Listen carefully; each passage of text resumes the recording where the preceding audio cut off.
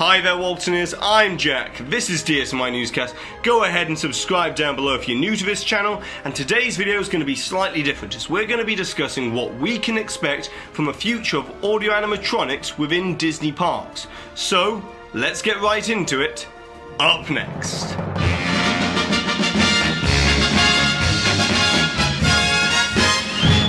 Before we can discuss the future of audio-animatronics, we must first understand the history and how far this type of technology has come up until today. So way back in the 1950s, when Walt Disney first conceived of his vision of Disneyland, he intended for every man, woman and child alike to be fully immersed in the worlds of yesterday, tomorrow and fantasy. But when Disneyland first opened, it became crystal clear to Walt very quickly that to provide the consistent quality level that he wanted within all of his attractions and entertainment throughout the park, he would need to harness cutting-edge technology to ensure that his dream stayed a reality. The next step beyond the birds has been to do the same kind of programming with human beings. Yes, with human beings, yeah. I'm not going to replace the human being. I believe me, no, it's just for show purposes because you take Disneyland down there, we operate 15 hours a day, and these shows have got to go on the hour.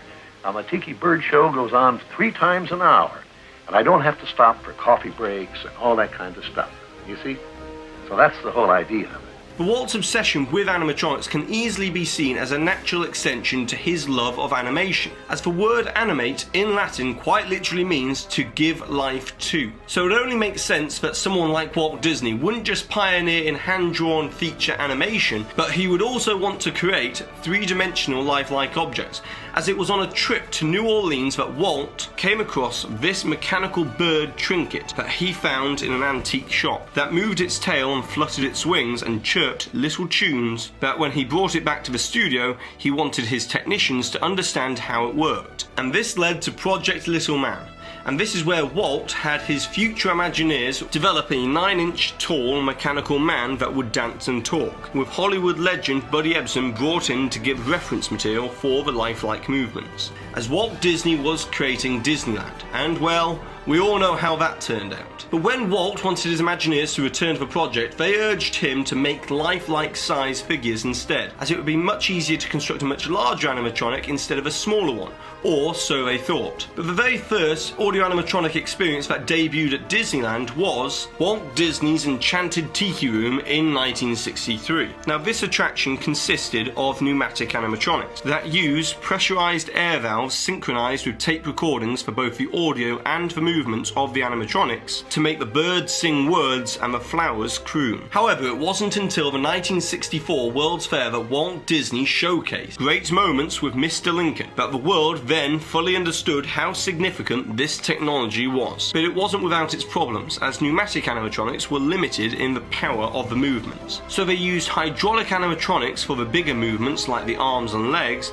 and pneumatic animatronics for the hands and lips, whilst using analog systems to give Imagineers precise control, despite it being incredibly slow, as otherwise the animatronic would begin to shake. And this is what became the industry standard for what people classed as an audio-animatronic for decades. That is until 1989 when Disney unveiled the A100 animatronic figure that would replace the A1 model, with the first A100 animatronic being the Wicked Witch of the West from the former Great Movie Ride attraction at Disney's Hollywood Studios. Now these A100s still use the hydraulic and pneumatics, but this time with digital actuators, which for an example meant that all the fingers could move individually. But the groundbreaking technology here was the introduction of compliance, which meant Imagineers could create animatronics that could move extremely fast, but when they ended the movement, the animatronic would then go beyond the position and then return back to the position that they wanted it to.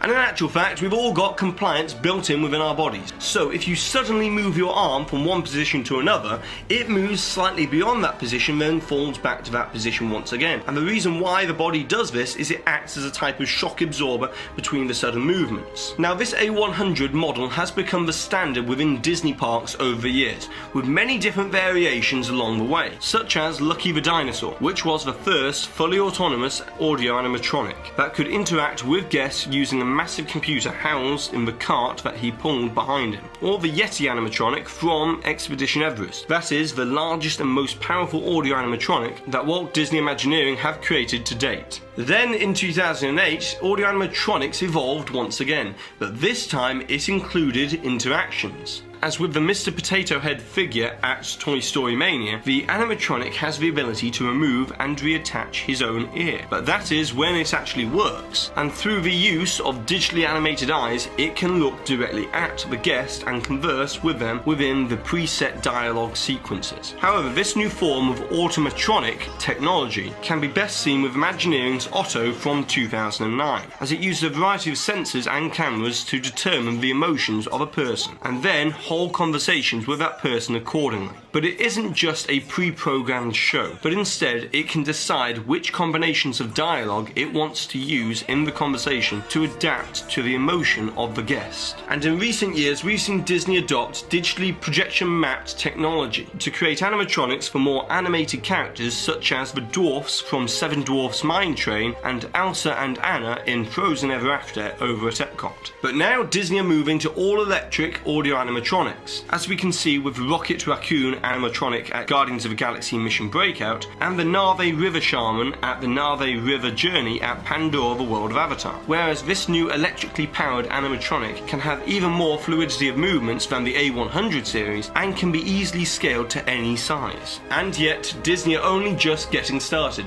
as they are beginning to experiment with artificially intelligent audio animatronic that will be able to interact with guests, determine emotions, and navigate their surroundings, which is what we're going to actually see at Star Wars Galaxy's Edge when it opens in 2019, as was previewed with these droids at the D23 Expo in 2017. But it goes beyond that, as Disney are endeavouring to have animatronics that are capable of physical interactions, as can be seen here. But instead of just catching a ball, imagine a character signing an autograph or striking a pose. And if that's not enough, throw in the facial expression breakthroughs that Garner Holt Productions have made, as this Lincoln has 30 individual electric servos enabling an amazing range of emotion and expression. Now, with all of these technological breakthroughs working in perfect harmony, you can really see where the future of audio animatronics is going. And I've got to say that Walt would be proud of what he started all those years ago. But now it's over to you, Walt, and I would like to hear your suggestions for what you would like to see from the future of audio animatronics within Disney parks.